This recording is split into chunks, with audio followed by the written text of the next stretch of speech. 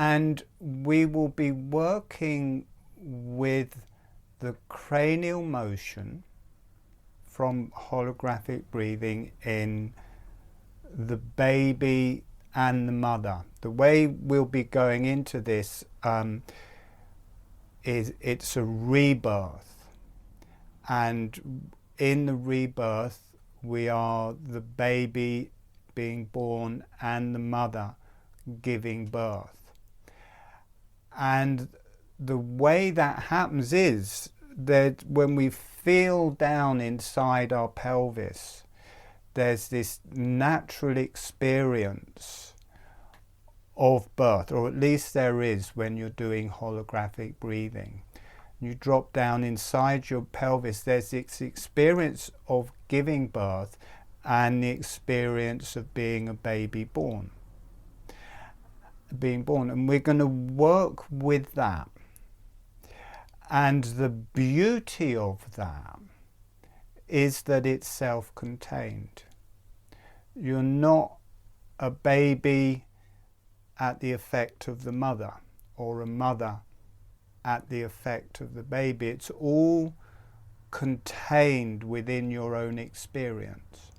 There's also no danger, so you don't have to worry about dying or something going wrong.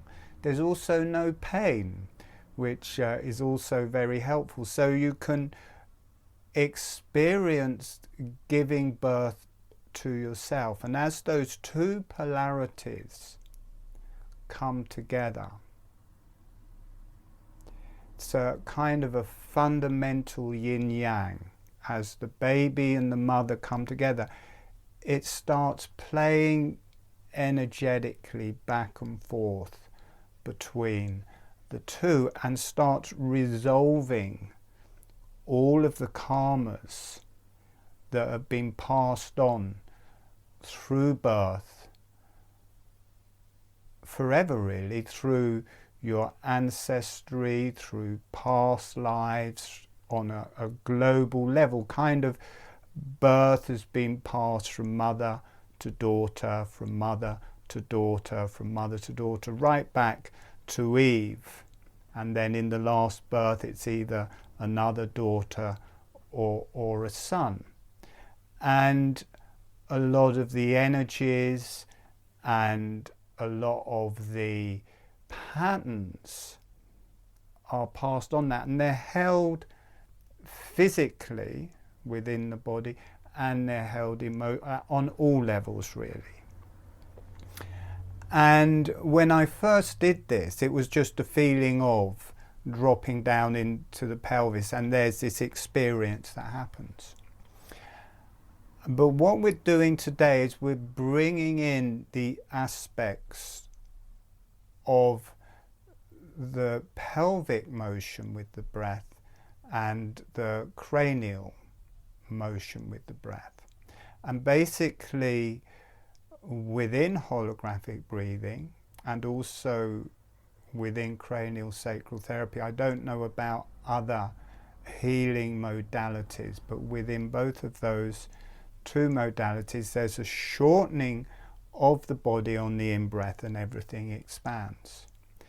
And there's a lengthening of the body on the out-breath and everything narrows. And the way that plays out in the cranium is there's a shortening top to bottom and an expansion to the sides on the in-breath, and then a lengthening top to bottom and a shortening on the out-breath. And the same is true back to front as well. It's shortening back to front, expanding, lengthening back to front, contracting.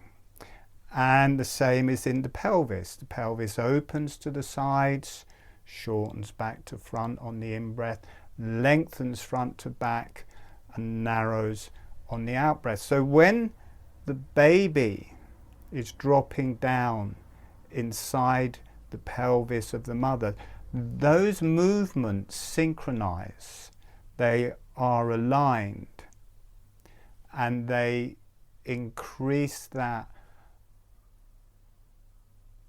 movement. And then with the contractions you have the top to bottom movement. And so the movement,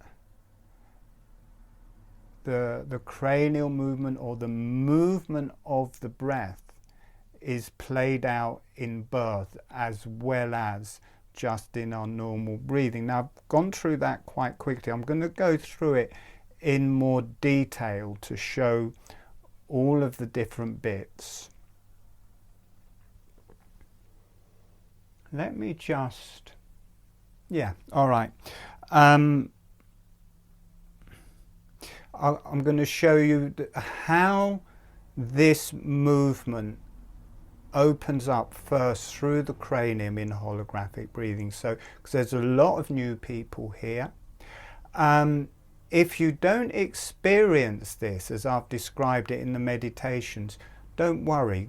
Go your own way. You don't have to experience it in the same way as I'm saying. I'm not dogmatic in my approach. I teach it in a certain way, but I'm totally open to people having their own ideas how it works or their own experiences how it works. But I'm going to demonstrate it how I experience it and teach it like that, but give room for everybody to have their own internal experience of it, because it can unfold in different ways and you can experience it in a whole plethora of different ways. Do you know, I channel when I'm doing this and I keep on coming out with words like plethora that I would never use or even understand. So I hope that's in the right place.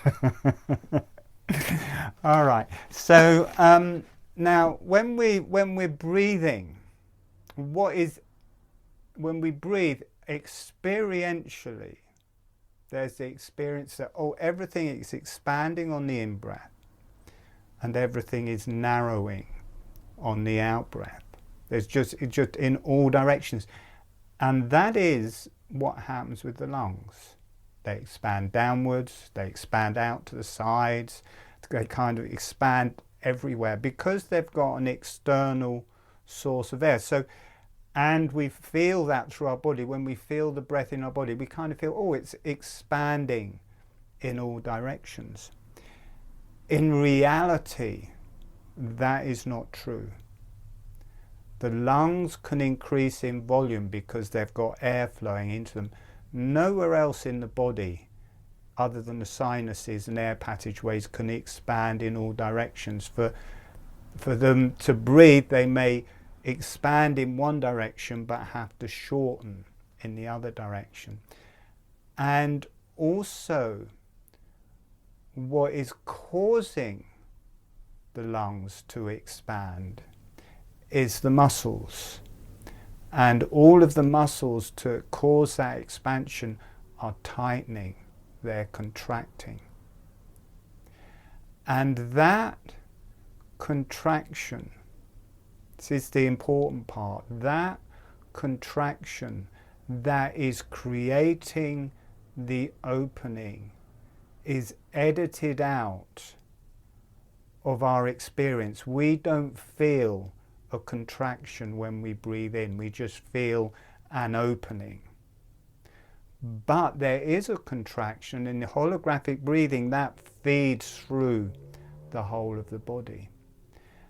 And in this webinar, now it's not an easy, I don't know why I make this directly after the free webinars and cheaper, because and lots of new people coming, because this is the hardest principle that people find to do, but that's just the way it's come about. So it's not easy and have time to play with it.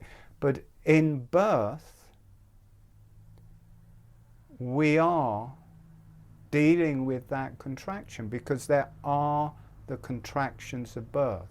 And I'll be showing how those contractions of birth, they may be shortening the baby top to bottom, but they're expanding the baby side to side. So the contractions, here's a uterus. So you get the pressure top to bottom as the uterus is having a contraction. this is an in-breath. The abdomen is the same, so the diaphragm in the abdomen will be pulling down, and the diaphragm in the pelvic floor. There's a contraction top to bottom that will cause the expansion of the abdomen, but we only feel the expansion. And then on the out-breath, the muscles are relaxing, so they're lengthening top to bottom, and the abdomen will be getting narrower, but we only feel, oh, we're expanding the abdomen. We don't feel the contraction, the musculature that is creating that. And it's the same in birth. The contraction is an in-breath. As the uterus contracts top to bottom, there's an expansion side to side. So it's breathing in on the contraction, breathing out between the contractions, and between that the diaphragm of the mother is going up and down up here, so there's this mini contractions on the baby all the way through as the mother is breathing in, breathing out, breathing in, breathing out. So the mother and the contractions and the mother's diaphragm are feeding the physical motion of the breath into the baby through birth. And we're going to be, the contractions will be there, but we will be working with that on the level of the breath and the diaphragm, creating this expansion and lengthening of ourselves being born, and naturally within our own bodies. So it all synchronizes into one breath, one experience of birth. So with our normal breathing, the ribs are being lifted up, and all of the muscles are tightening all the way around the ribs right to the spine. They're pulling the ribs together, and then they're tightening from the top ribs and also the top ribs up to the cervical vertebrae, up to the cranium, and also from the front of the ribs up to the hyoid, which operates the jaw. So on the in-breath, they shorten, the ribs lift. On the out-breath, they relax, the ribs drop. So there's quite a lot of explaining to put this over, and it brings in the experience of birth as we do it. And then normally with the webinars there's 2 talks and 2 meditations, but in this there's quite a lot of explaining and then 1 long meditation, but we might get 2 short ones, but normally people are so gone by the end of that meditation they don't really want another one. So excuse me. So as the ribs are lifting, it's also shortening from the top of the sternum to the hyoid bone. Now here we have a pink terminator, and let me lift it up a bit. Can I put that on something? Let me put it on something. That's better. So as this muscle shortens, bringing up the ribs, on the in-breath, the jaw opens, on the out-breath, closes. So you get breathing in, turn around, breathing out, breathing in, breathing out, and it's balanced by the muscles at the back. So the reason holographic breathing feels natural is that the jaw is just naturally moving with the muscles of the body. So as the ribs are lifting, breathing in, breathing out. And what is happening, because the lips are closed and the tongue is suckled to the roof of the mouth, rather than the jaw carrying on opening, it opens a bit, and then the muscles below the jaw and the muscles above the jaw and the tongue and the lips, that is vectored through those, through the face, through the cranium, and it moves into this whole opening and closing in all directions. I was going to take this into more depth, but I can already feel pressure. I think, I will mention it. Now actually I'm going to yeah, I might as well mention it. We'll just see how it goes. I don't want to overdo it. Along with that, you've got the esophagus that runs down. This is where your food goes down, and it runs down. If you think of this as the spine, it runs down the spine here, and that goes through the diaphragm. So as the diaphragm drops, the stomach is dropping, it's pulling the esophagus down. Esophagus joined to the hyoid, to the tongue, so to the roof mouth. So as the diaphragm drops, that's referred through the esophagus and the trachea, which is joined to the esophagus, and also produces that movement, breathing in, breathing out, breathing in, breathing out. So there are two types of breath there. There's this very physical movement of the ribs lifting, which is causing that motion, breathing in and breathing out. And there's the diaphragm. And this is a more visceral feeling because it's through the organs. As the diaphragm drops, the esophagus drops, connected to the hyoid bone, connected to the jaw, and the jaw drops. It's also directly connected through the tongue with the roof. It's very much like suckling. It feeds into suckling. There's that ability to have the tongue suckle to the roof of the mouth like a seal. So the tongue can pulls down the roof of the mouth, and that's a bit like a diaphragm. That creates this whole movement through the face and the whole cranium. So there's this physical motion through the lips. There's this also the movement of the diaphragm, which much more connects to the abdomen, the organs, the pelvic floor. So it works both ways. And the esophagus carries on up and joins to the underside of the cranium. The word's gone out of my mind at the minute what it is. There's a different word for it there.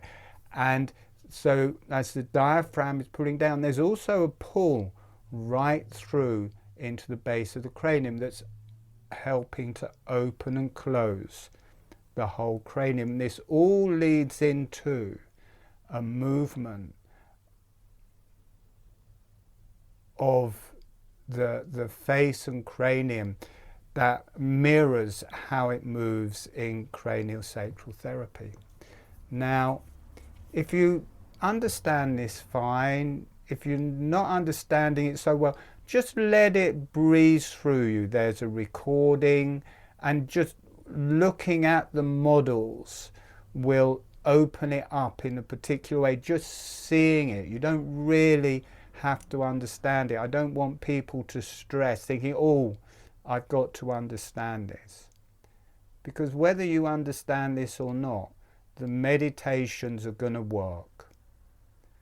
But somehow in the explaining of what we're doing, it opens up for the meditation, it opens up through the breathing of the skull and through the brain. So we're going to carry on. Say goodbye to Mr. Terminator. So you have the muscles pulling down at the front, and that's vectoring through the whole face and bringing the face down. Now it's not just coming down, it's sitting. The fulcrum in holographic breathing is pulling down here, it's pulling down here, it's pulling down the sides, but where that is balancing is on the spine. So that's a bit the same as the spine moving upwards. So the whole fulcrum is into the condyles where the cranium is sitting onto the spine. So in a way it's pulling the cranium down onto the spine, and as it does that, it opens the whole cranium and face in all directions. So you've got that fulcrum where the spine, where the cranium is sitting onto the spine. That's kind of the center of the whole action.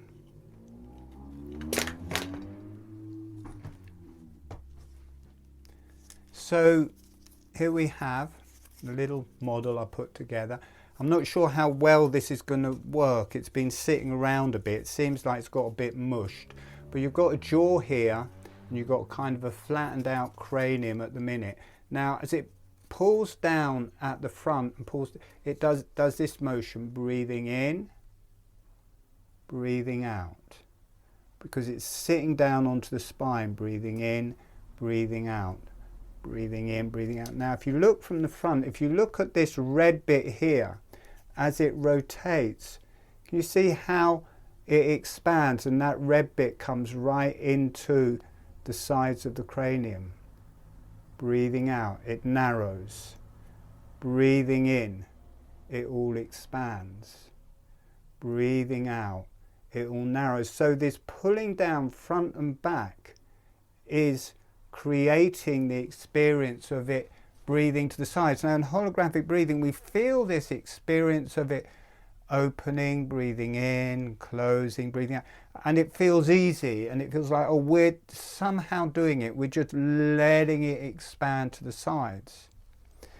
But what is actually happening is there's this rotation, and as that rotation happens, it pushes everything towards the middle, towards the TMJs, and then that is what creates the expansion. So there's a front to back, and also this angle, all angles pushing towards the middle, and that causes this expansion. So we feel this lovely expansion, but that is created by a force moving in, and that force is generally edited out of our experience. We just feel, oh, it's expanding.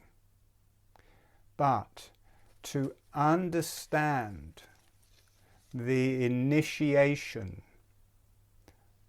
of the glial cells and the brain cells, we have to work with the spine. And the spine becomes very central in this. All of the muscles, so that whole shortening is through the whole body, but that is through the spine as well. All the muscles, the whole length of the spine, they're joining into the intercostal muscles, they're connecting to the different vertebrae, and they're all shortening on the in-breath, and that is condensing the spine top to bottom on the in-breath and lengthening it. So there's this expansion out to the sides and in different directions, but within the spine, that expansion is caused by a central contraction. And as soon as you become aware of that movement in the spine, as soon as you become aware of it shortening top to bottom on the in-breath and lengthening top to bottom on the out-breath, you have to become aware of the brain and the glial cells, because they activate each other. The breath in the spine activates the glial cells in the brain, and it can become arduous if you don't include both. So this shortening top to bottom through the spine, that activates through the whole cranium, and it actually activates into the glial cells, the brain cells, and they are floating in fluid. It's an aqueous environment, they have tentacles, there's plenty of room, and it activates so their own internal musculature, it's as if they've got muscles of their own, they start opening and closing with the breath, and this activates those cells to breathe.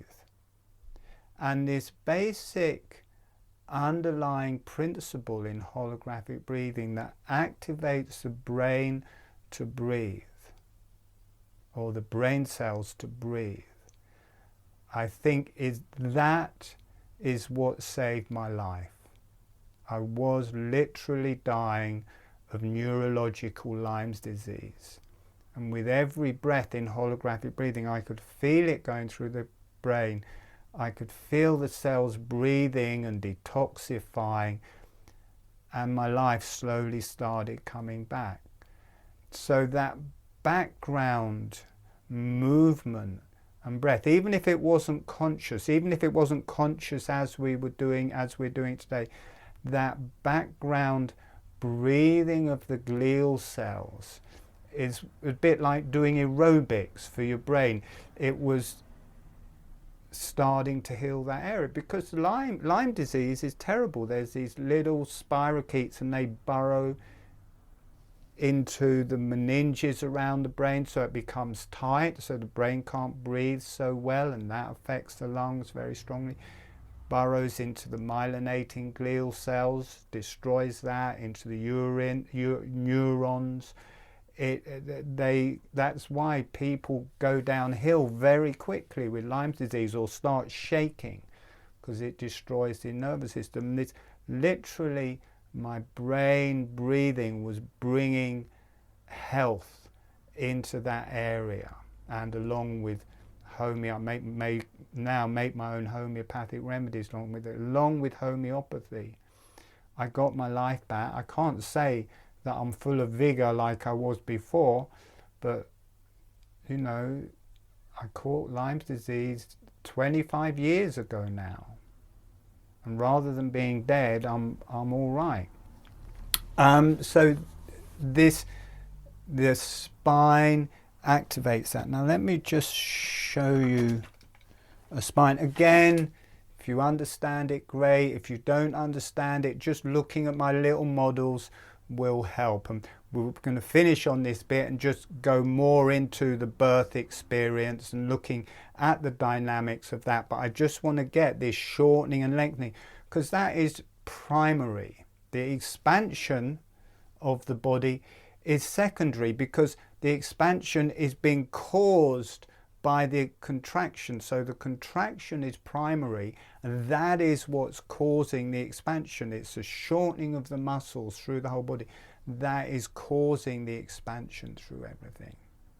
And when you get that through the spine, it activates brain. And I think this also is very strong in tiredness diseases.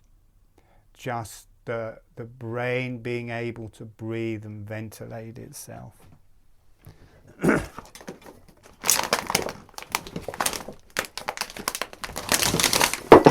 Oops. So here we have my version of a spine. Oops. It's all twisted up. You've got the vertebrae with the discs between it. Let's get a skull.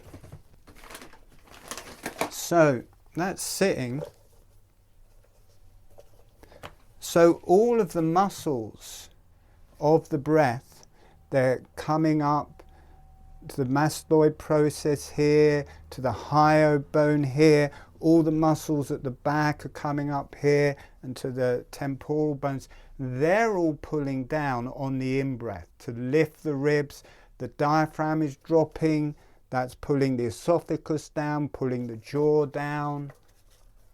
The esophagus carries on up, and it becomes, I can't remember the word, but it joins to the underside of the cranium here. So it's the diaphragm's pulling down. It's pulling down directly into what I call the balance bone. I'll show you that in that area there.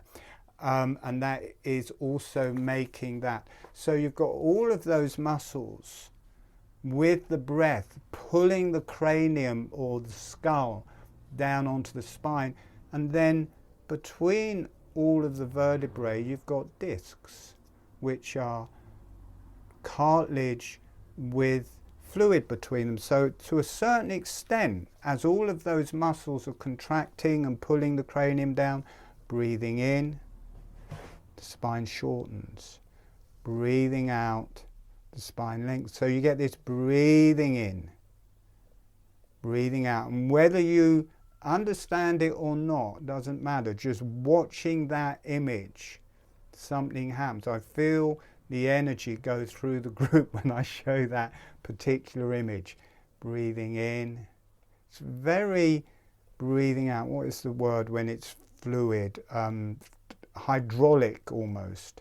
Breathing in, breathing out. So that is, and all of the muscles from all around, they're all playing into here.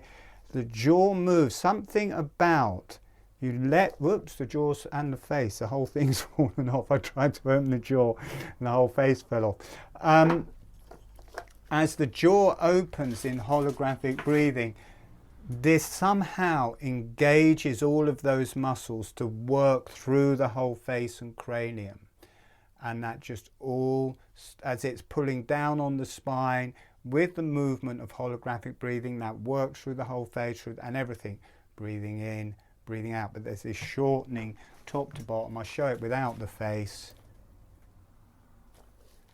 Breathing in, breathing out. The spine shortens with it. So I'm going to take this apart just to show you a couple of dynamics of the, so it's happening, and in birth, oh, let me put the face back on 1 minute. If you think of it, in birth, the baby is inside the uterus.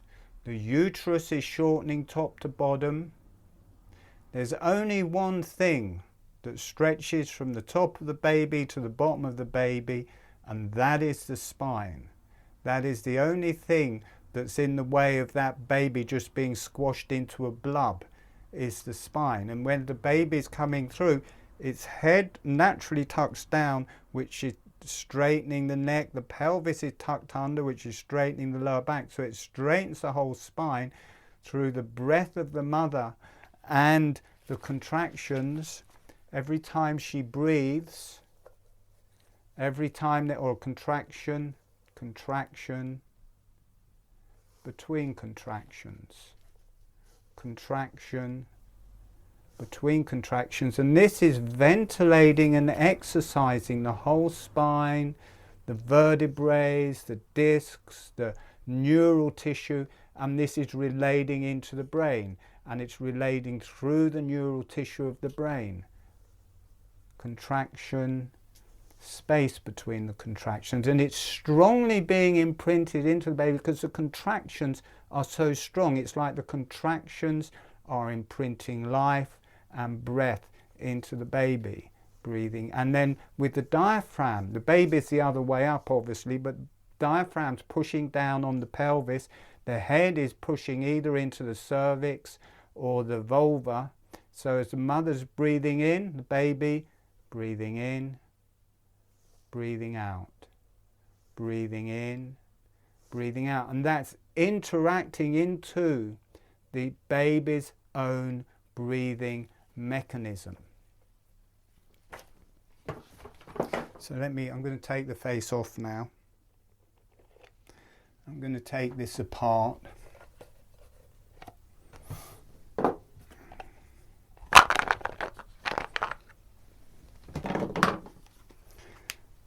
Okay, so for cranial practitioners, we're going to diverge a bit here.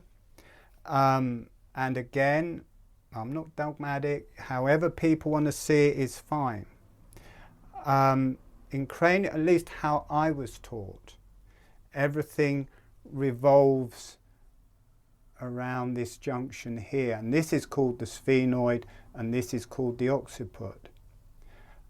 In holographic breathing, the fulcrum is very clearly with the spine here, where the condyles are. Breathing in, breathing out, breathing in, breathing out. So this is the fulcrum.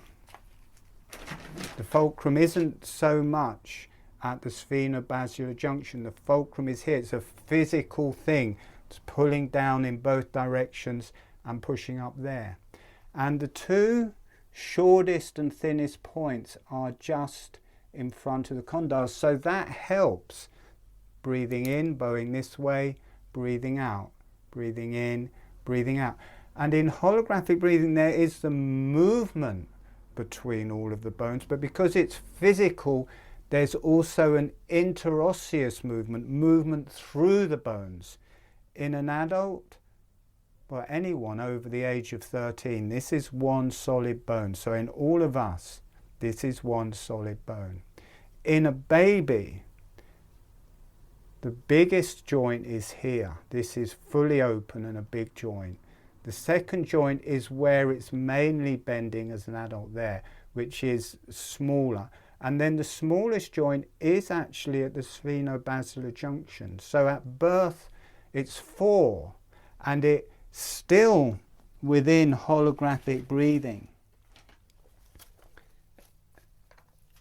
It's got a joint at the back that's opening. It's got a joint here that's opening. So it just increases. You've got 3 joints to help breathing in, breathing out, breathing in, breathing out. And they're not actually joints, they're cartilage that's melded into the bone on either side.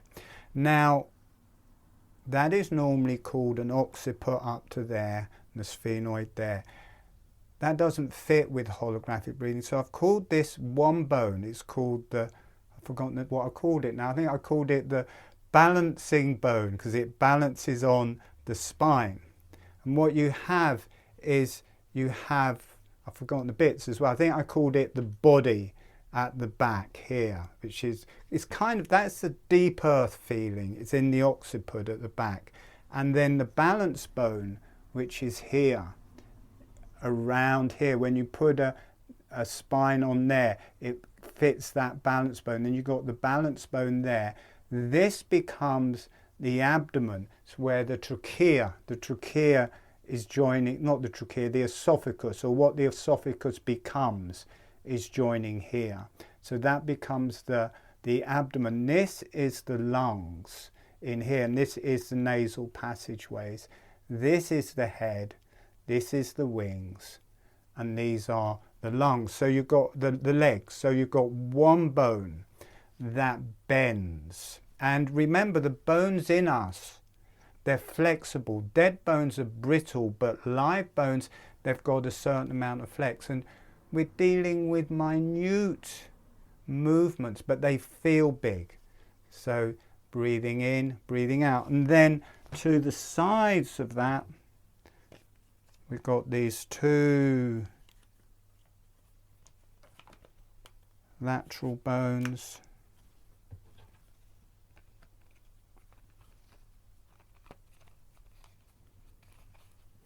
These 2 lateral bones, breathing, it won't open, go on open.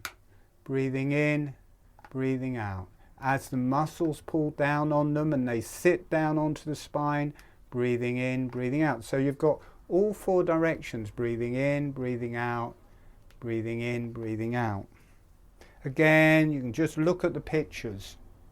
You don't have to understand it. Now, how to put that together?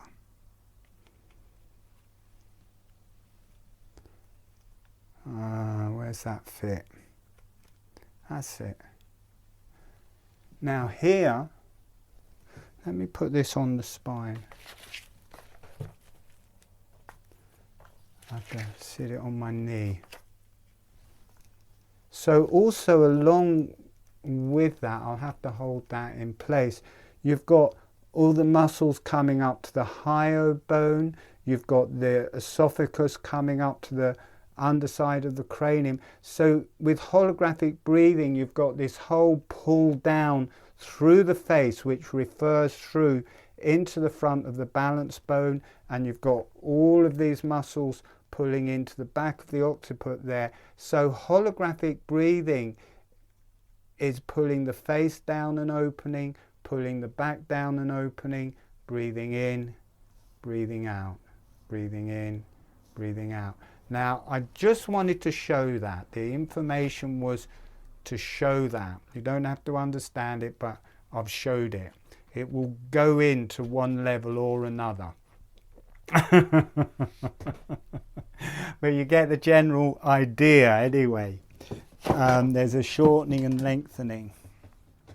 All right, let's move into birth. So we started off just going through birth, and in the first one, let me check the time, let me see how I'm doing with time. All right, we're all right, not so bad. We just had one kind of going through, but we got to a certain point and everything just stopped. And there was a midwife type lady, and she said that was right. As the baby is... Okay, I'm just going to have to describe it with my hands. Oh, let's do it with a balloon. First of all, you've got the baby in the uterus, and this is the cervix. And this is opening and opening, and the baby's head is slowly coming out through here. It's not actually engaging with the pelvic floor to start off with. It's just contractions here, and this is pulling back the cervix around the baby's head, and you've got the pelvic floor here. And then at a certain stage, so let me do it on me. So you've got the cervix there, and breathing and contractions, breathing in, breathing out, breathing in, breathing out, breathing in, breathing out. And the cervix is slowly opening, breathing in, breathing out, breathing in. It's a fast version of birth, breathing in, breathing in, until it gets down to here, where it won't go up anymore because the pressure is directly in. And this is the first transmission. This is the first energy activation. It gets to this point, and what happens is the contractions stop. And there's this very blissful time as the hormones change from, what's it called, endorphins to endorphin-based to adrenaline-based. And in that exchange, there's an ecstatic feeling. So, and that is quite often rushed through, but we're going to just sit into that place while the cervix is wrapped around our head here. And that is an activation. It's not just the hormones that are activating. What is happening in that point for me is it activates the pineal gland, the pituitary gland, the thalamus. That whole third eye complex is initiated and opened while you sit into that first activation. So we'll be sitting into that first activation and just waiting there and letting that fully complete. And then when that's done, automatically, when that activation is happening, you don't have to try and get them started. The contractions start happening again, but they're stronger. It's changed. They're more now. The head is through, and it's come through the cervix, and the baby's head is now starting in the vagina and starting to press into the vulva. If you push here, let's throw that balloon away.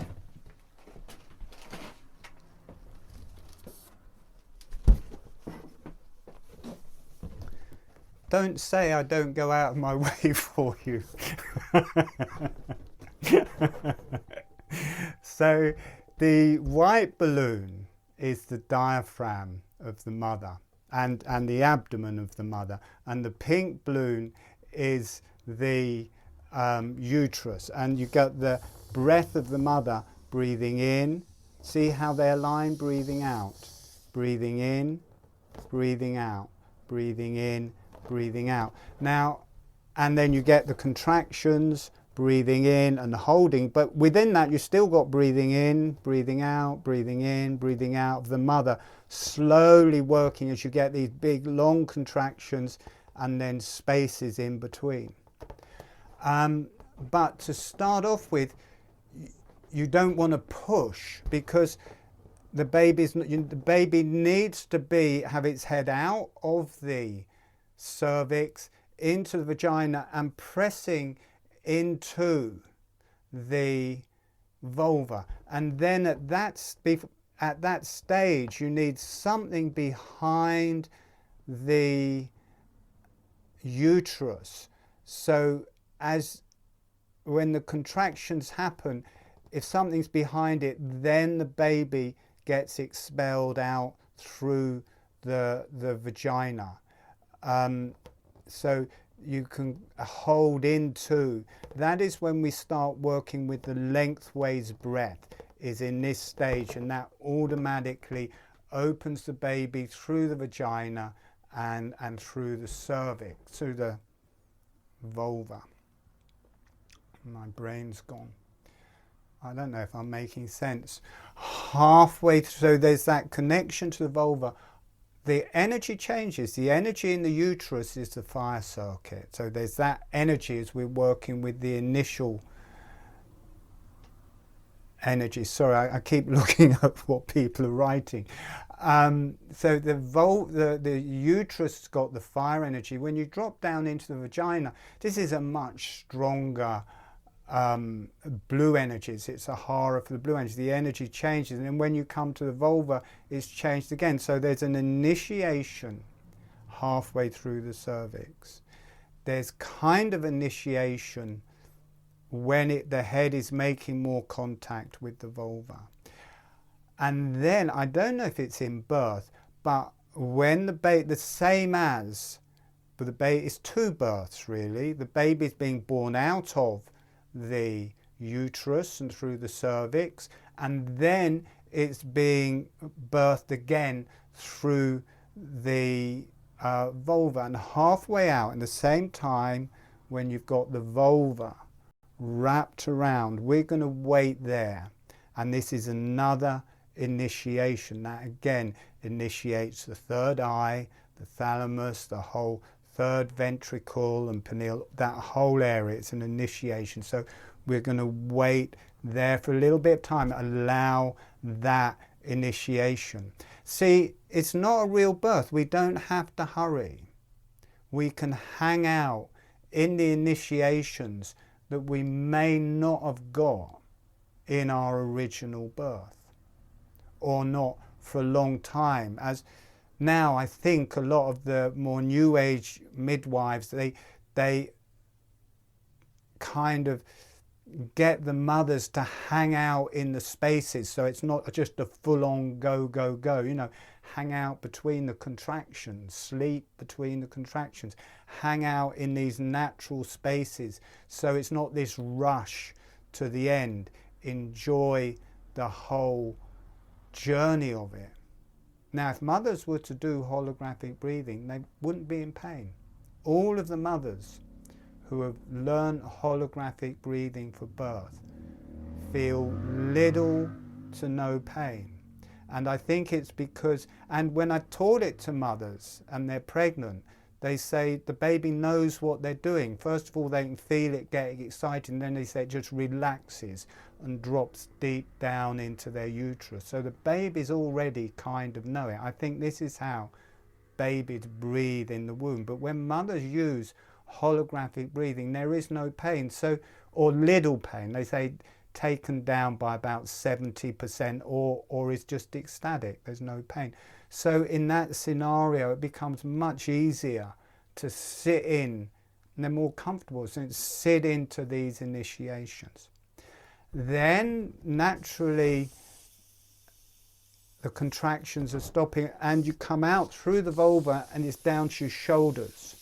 So now that longitudinal motion that was from the head to the pelvis has gone. It's now from the shoulders to the pelvis, breathing in, breathing out, breathing in. Before, it was initiating the brain. The first lengthways breathing was initiating the brain, and those two initiations were initiating the third eye, all the hormones, the thalamus, the pineal gland, all that pituitary gland, that whole area comes down to the shoulders. Now it's from the shoulders to the pelvis, breathing in, breathing out, breathing out. This initiates the lungs. This brings the breath into the lungs. And in that place, get my pelvis out. I don't know why I've got the pelvis out. All right. When the baby's being born, its face comes round into the sacrum. So the back of the head is facing to the pubic arch. The face is into the sacrum. So the back of the head coming out first like this, and then the shoulders are sideways. They're here and here, and they can't come out because the bones are in the way. So what happens is the baby has to turn one way or the other. So it turns, and now the shoulder can come under the pubic arch here. So it turns from the shoulders being sideways to the shoulders being lengthways, and the first shoulder can come under there, and then once that shoulder's out, the second shoulder can come out through from the sacrum, and then once the shoulders are out, the baby can be delivered. Now again, we don't rush to the breath. We're going to wait. We're going to rest, and for the mother and the baby. And this is the next initiation. The whole pressure has changed. Before that, there was this whole pressure on your chest. But as soon as you're fully out, that pressure goes. Also, the umbilical cord is getting cool, and all of the fluid in the umbilical cord, all the jelly is going solid, and that is cutting off the blood flow and the oxygen for the baby. And with this less pressure taken off, and the build up of carbon dioxide, this is the next initiation.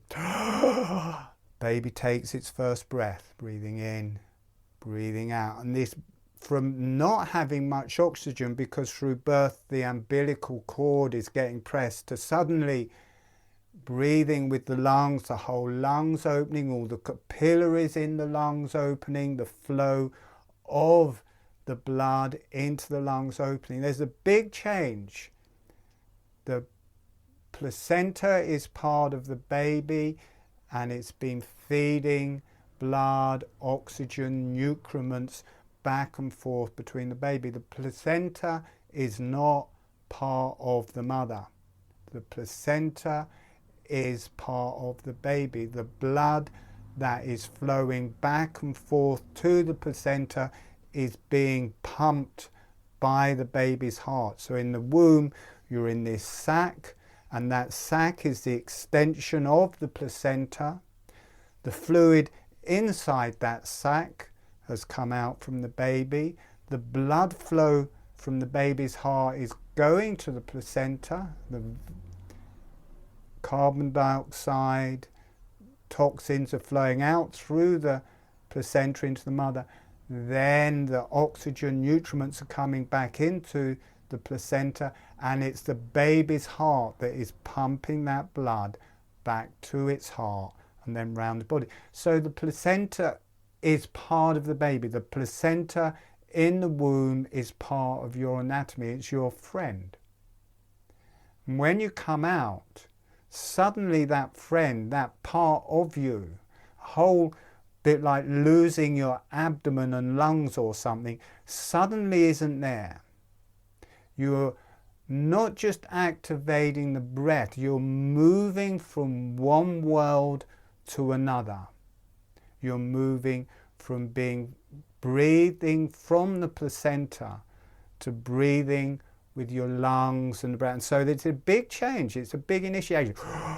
And we're going to spend time getting used to that change.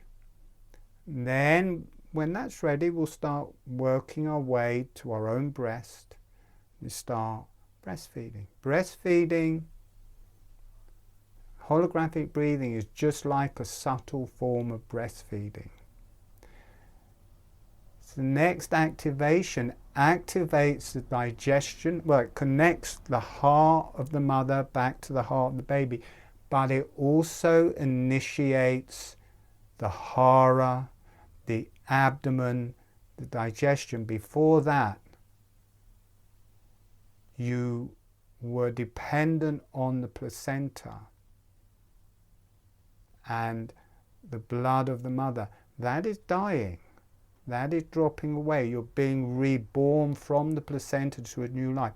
And you're still connected to the mother. The food is still coming from the mother, but through your mouth rather than through your navel. This is another initiation. It activates the hara. It activates your earth, your connection to the earth. It activates your digestion, activates all the organs. This is another initiation. So we're going to sit into that initiation. And then finally, the last initiation through this whole thing, we've been the mother and baby together through this birth. We are the mother giving birth to ourselves as the baby, we merge back into one. And this is the final initiation. So that is what we're going to do.